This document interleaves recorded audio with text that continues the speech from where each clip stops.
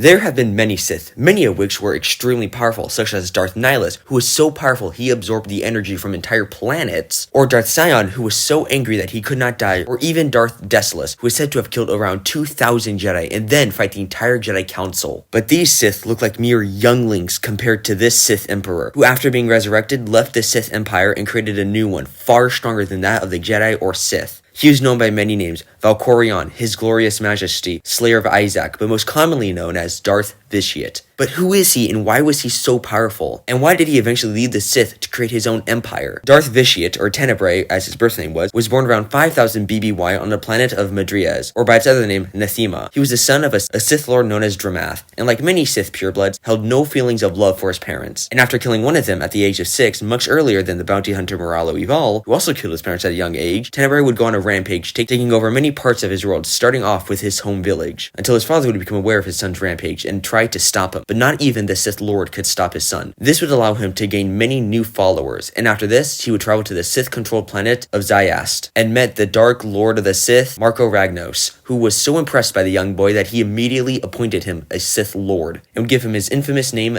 Darth Vitiate. But after the Sith Lord died, Vitiate would avoid the struggle between the rising powers. But after a major Sith leader died in the Great Hyperspace Wars, Vitiate saw this as a perfect opportunity to take control over the struggling empire. One of his first moves as the new emperor, where he would gather 8,000 Sith and many of his followers on his homeworld of Nathema, where he would take control over all of their spirits, and then over a 10-day ritual, where he would kill all life on the planet and absorb all of their energy, except for himself and his followers. Due to him absorbing all of this energy, he would achieve great power, and also would achieve immortality, giving him the name the Eternal Sith, and the Sith Emperor. Sensing that their time was near, he would gather all remaining Sith and go on a journey to find the long-forgotten Sith colony of Dorman Kaz in the Unknown region, where after settling down, they would build a new temple and expand for the next 1,000 years in the unknown regions. Feeling like the power that he currently held was not enough, Vitiate wanted to redo the ritual that gave him his power in the first place, but this time on a galactic scale. So in his mind, he would become a god, but realizing that there needed to be mass chaos for this to work, he would pull a Palpatine and orchestrate the Mandalorian Wars, but this would not go unnoticed by the Jedi Order. Fearing that the Sith may have returned, they would send out 2 Jedi to search the unknown regions for any trace of the Sith or the Sith Emperor. Those Jedi being Revan and Malak, but after discovering the Sith Emperor, they would be unable to resist him and turn to the dark side. As we know though, Revan would return to the light side and would begin to hunt down the immortal Emperor. After he attempted to kill Vitiate, he would fail, but even though the Jedi failed at killing him, he would turn into pure Force energy and would transfer his essence from one host to another in order to stay alive, and eventually would start another war, but this time a full-blown Jedi and Sith war, known as the Great Galactic War. It would last for over 30 years, and at its height, would destroy the Jedi Temple led by Darth Malgus and destroy Coruscant. And realizing what he believed to be enough chaos, he would end the war suddenly and go into hiding to start the ritual. But before he could truly start, the Jedi and Republic Order would attack and defeat him, but not kill him, but instead put him in a very deep slumber. But this is where his past would catch up to him, in a good and bad way, because Revan, who was still very much alive at this point, would attempt and succeed at reviving the Sith to kill him for good, but he would fail at killing him, and instead would free his spirit, which thrived in this new chaos, but this time would hide from the Republic and would spend the next couple of centuries building a new empire on the planet of Zakul, but this time not a Sith empire. Due to his views changing over time, he would view the Sith as weak and incompetent, and as an act of superiority by taking control over the entire planet, would take control of their planet's leader. It would be at this point where he not only left the Sith Order, but the Sith idea as a whole, believing that they are doomed, and he no longer cared for the Jedi or Sith. The one thing he wanted now was to be a god, which is why he built this new empire, known as the Eternal Throne. And as I mentioned, he would choose a new name, that being Valkorion. He would also have 3 children, Arcane, Thurixton, and Valen, who I might cover in the future depending on how much you guys want them. One of his children, Arcane, would betray his father and would take control over the Eternal Throne. Not wanting to lose his power though, Valkorion would attempt to reclaim his empire. But seeing this as a perfect opportunity, the Jedi and Sith would make an extremely rare occurrence and team up together, believing that if they did not kill him now, he might become too powerful to stop ever. So they would engage him in combat and would barely succeed, not only killing him in his physical form, but is destroying his spiritual form as well, ending the thousands of year rule of Darth Vitiate. But he would not be forgotten. Darth Plagueis would also refer to him in high esteem, viewing him as the only other Sith to truly achieve immortality. But there are other Sith who did achieve immortality in a way, so if you want a video about that, make sure to let me know. I think it's safe to say that Darth Vitiate is on a different power level than any other Sith. He unlocked the key to immortality, created multiple empires, orchestrated wars, killed millions, and learned essence transfer. He's undoubtedly one of the coolest and strongest Sith in my opinion. But what are your thoughts on this? Let me know in the comments below. If you enjoyed today's video, make sure to like and subscribe, and stay notified for future uploads. And with that, my fellow Star Wars nerds, may the Force be with you.